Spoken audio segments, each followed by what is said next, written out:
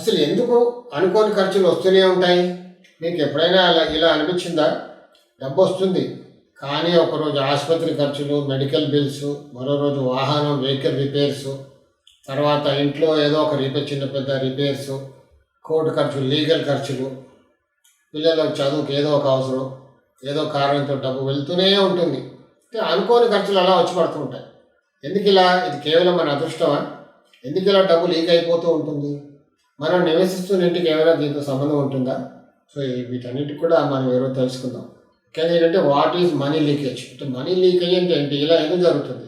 ఇలా రాగానే ఇలా స్వాహ 1,00,000 రూపాయలు వస్తున్నాయని రాగానే ఎన్నో ఖర్చులు, hospital bill, medical bills, vehicle bills, అంతవరకు బాగున్న వెహికల్ టక్కున బ్రేక్ అయిపోద్ది, అంటే బ్రేక్ డౌన్ అయిపోద్ది. పిల్లల చదువుకి ఏదో పుస్తకాలు కావాలి, ఫీజు, ఇలా అనుకోని ఖర్చులు వచ్చి పడుతుంటాయి. చుట్టాలు రావడం, అందరికీ ఖర్చులు వస్తుంటాయండి, అది న్యాచురల్. కానీ కొన్ని కుటుంబాల్లో ఏంటంటే అనుకోని ఖర్చులు సంవత్సరాల తరబడి ఇలా జరుగుతూనే ఉంటుంది. ప్రతి ఇంట్లో ఖర్చులు అంటూ ఉంటాయి. ఖర్చు లేకుంటే ఇలా సాగుతుంది. తినాలి, బట్టలు వేసుకోవాలి, చదువుకోవాలి, ఉంటాయి కదా. బయటికి వెళ్ళాలి, వాహనం ఖర్చులు, పెట్రోల్, ఇవన్నీ ఉంటాయి. నేను ప్రాక్టికల్గా గత 40 yearsగా మన ఇండియాలోనే కాకుండా బయట దేశాల్లో కూడా నేను చాలా ఇళ్ళను గమనించాను. కొన్ని ప్రత్యేకమైన లోపాలు ఉన్న ఇళ్ళల్లో ఇలాంటి సమస్యలు ఎక్కువగా కనిపిస్తూ ఉంటాయి, కనిపించాయి కూడా. ఇది మూఢనమ్మకం కాదు, ఇది నా ప్రాక్టికల్ ఫైండింగ్స్. 40 సంవత్సరాలుగా ఇవన్నీ నా ప్రాక్టికల్ ఫైండింగ్స్. అఫ్కోర్స్ పుస్తకాల్లో రాసింది, మన పురాణాల్లో విశ్వకర్మ గారు రాసిన పుస్తకాల్లో, గ్రంథాల్లో ఇవన్నీ కూడా ఉన్నాయి. అవి తూచా తప్పకుండా అలాగే జరుగుతున్నాయి. నేను ఉంటే రీడ్ చేస్తున్నాను, అంతే. మనం గమనిస్తున్నాం ప్రతి ఇంటిని కూడా. నేను ఏదో కొత్తగా కనిపెట్టానని నేను చెప్పట్లేదు. నా గ్రంథాల్లో రాస్తుంది, అది ప్రాక్టీస్ చేస్తున్నాను. ఇలా ఈ దోషం ఉంటే ఇలా జరుగుతుంది, అలాగే జరుగుతుంది, అలా కనిపెడుతున్నాయి, అంతే. తూచా తప్పకుండా అవే దోషాలు కనిపిస్తున్నాయి ప్రతి ఇంట్లో. ఎన్నో లక్షల ఇల్లు చూశాను. కొన్ని ఉదాహరణ చెప్తాను ఇక్కడ. ఉత్తరంలో డిఫెక్ట్ ఉందనుకోండి, డబ్బే రాదు. కొంతమంది ఇంట్లో డబ్బు వస్తుంది, ఉత్తరంలో కొంచెం బాగుంటుంది, డబ్బు వస్తుంది. ఉత్తర వాయువులో దోషం ఉంది, డబ్బు అలా స్వాహ రాగానే అయిపోతూ ఉంటుంది. నైరుతిలో దోషం ఉందనుకోండి, డబ్బు కూడా అంతే, హ్యాండ్ టు మౌత్. అతివృష్టి, అనావృష్టి ఇలా గడుస్తూనే ఉంటాయి రోజులు.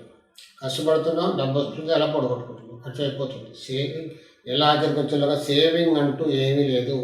గత 20 yearsగా కష్టపడుతూనే ఉన్నాం, తీరా బ్యాంక్ బ్యాలెన్స్ చూస్తే నీళ్ళు జీరో. కొన్ని ద్వారాలు బాగాలేకుంటే ఇలా జరుగుతుంటుంది. ఇంట్లో వాటర్ ప్లేస్మెంట్, నీళ్ళు ఎక్కడ ఉండాలి అక్కడ ఉండకుంటే ఇలా జరుగుతూ ఉంటాయి. ముఖ్యంగా ఏంటంటే ఆగ్నేయంలో దోషం ఉంటే ఇలా జరుగుతూ ఉంటుంది. నేను చాలా ఇళ్ళల్లో గమనించాను. కొంతమంది అక్కడ ఆగ్నేయ దోషం ఇళ్ళల్లో, అంటే ఒక్క ఆగ్నేయ దోషం ఉంటేనే ఇలా జరుగుతుందని చెప్పడం కాదు, నా ఉద్దేశం కాదు. దాంతోపాటుగా ఆ ఇంట్లో ఉన్న మొత్తం వాస్తు కూడా సంబంధం ఉంటుంది. కొన్ని ఇళ్ళల్లో కంప్లైంట్స్ వస్తారు, చాలా అసలు డబ్బే రావట్లేదండి. కొంతమంది మాకు డబ్బు వస్తుందండి కానీ అసలు నిలవట్లేదు, సేవింగే లేదు, ఏళ్ళగా కష్టపడుతున్నాం కానీ ఏం మిగలట్లేదు. పిల్లలు పెద్దగా అయిపోయారు, ఇప్పుడు తీరా చూస్తే బ్యాంక్ బ్యాలెన్స్ జీరో. కష్టపడుతున్నాం, డబ్బు వస్తుంది, రావట్లేదు కాదు, నెల ఖర్చులు అన్నీ వస్తున్నాయి, కానీ ఎక్కడ చూస్తే అసలు అనుకోని ఖర్చులతో అలా బ్యాంక్ బ్యాలెన్స్ జీరో. కొన్ని ఇళ్ళలో వాస్తు మార్పులు చేసిన తర్వాత నాకు ఫీడ్బ్యాక్ ఇస్తారు కదా, ఆశ్చర్యపోయే ఫీడ్బ్యాక్ కూడా ఉన్నాయి కొన్ని సందర్భాల్లో. గురువుగారు అసలు మా ఇంట్లో సబ్బులే అవ్వట్లేదండి, సోప్ ఖర్చు అవ్వట్లేదు, టూత్ పేస్ట్ కూడా ఖర్చు అవ్వట్లేదు. ఇది గమ్మత్తుగా అనిపిస్తుంది కదా. రోజు సబ్బు వాడతాం, స్నానాలు చేస్తాం, పళ్ళు తోముకుంటాం, పేస్ట్ పెట్టుకొని.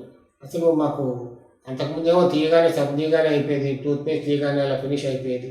ఇప్పుడు అసలు ఎలాగో వచ్చినా అది అలాగే ఉంటుందండి, అంత అయిపోవట్లేదు, మిగులుతుంది ఇంకా. We are feeling that. అంటే అంత మైన్యూట్గా గమనించిన వాళ్ళు కూడా ఉన్నారు. ఇక్కడ నేను చెప్పేది ఏంటంటే వాస్తు మార్పులు చేసుకున్న తర్వాత ఇలాంటి కేసెస్ కూడా ఉన్నాయి. ఇంట్లో ఖర్చులు అంటే పెద్ద పెద్ద డబ్బులు, సేవింగ్స్ ఉన్నాయి, డబ్బు మిగులుతుందని కాదు, కానీ ఇలా చిన్న చిన్నవి కూడా గమనించాం. సోప్ అవ్వట్లేదు, అయిపోవట్లేదు, టూత్ పేస్ట్ అయిపోవట్లేదు, అంటే ఇది సేవింగే కదా కాస్త వాళ్ళకి. అంటే ఖర్చులు తగ్గినట్టే, ఎక్స్పెండిచర్ కాస్త కంట్రోల్కి వచ్చినట్టు. ఎవరు కూడా వృధా డబ్బులు ఖర్చు పెట్టండి, అవసరం ఉండే ఖర్చు పెడతారు. బడ్జెట్ వేసుకొని మనం పేపర్ పని రాసుకుంటే కూడా ప్రతిదీ అవసరం ఉందే పెడతాం, కానీ కొన్ని అలా టక్కున వచ్చి పడతాయి. కానీ ఇందాక మనం ఇప్పుడు చెప్పాం కదా, ఈ సబ్బు, టూత్ పేస్ట్, ఇదైతే చాలామంది చెప్పారు నాకు. ఇలా అసలు సోప్ కూడా అయిపోవట్లేదు, పేస్ట్ కూడా అయిపోవట్లేదండి. అంటే అంత ఎఫెక్ట్ ఉంటుంది వాస్తు ఎఫెక్ట్.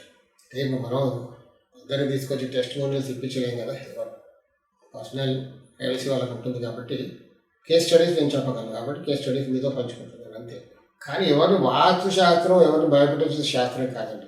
ఇలా ఒకటే ఇలా జరుగుతుంది అని మన శాస్త్రాలు చెప్పి అలాగే జరుగుతుంది కూడా. మనం కరెక్షన్స్ చేశాక మంచి రిజల్ట్స్ కూడా వస్తున్నాయి. డబ్బు సంపాదించడం ఒక కళ, కానీ దాన్ని నిలబెట్టుకోవడం మహా పెద్ద కళ. డబ్బు చాలామంది సంపాదిస్తారండి, ప్రతి ఒక్కరు డబ్బు సంపాదిస్తారు, కానీ దాన్ని కూడబెట్టుకోవడం నిలబెట్టుకోవడమే ఒక కళ. లక్ష్మీదేవిని ఎప్పుడైతే మనం కాపాడుకుంటామో ఆ ఇంట్లో ఉంటుంది. విచ్చలవిడిగా ఖర్చు పెట్టేసాం, లక్ష్మీదేవి వెళ్ళిపోతుంది. దానికి కారణం వాస్తులో కారణాలు చాలా ఉంటాయి. ప్రతి ఇల్లు కూడా వాస్తుపరంగా ఉండాలి.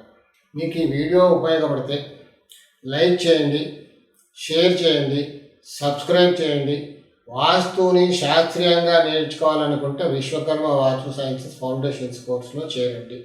గత 40 సంవత్సరాలుగా నేను అబ్జర్వ్ చేసినవన్నీ కూడా ప్రాక్టికల్ రీసెర్చ్ రిజల్ట్స్ అన్నీ కూడా మీతో పంచుకుంటాను. సాయి రక్ష.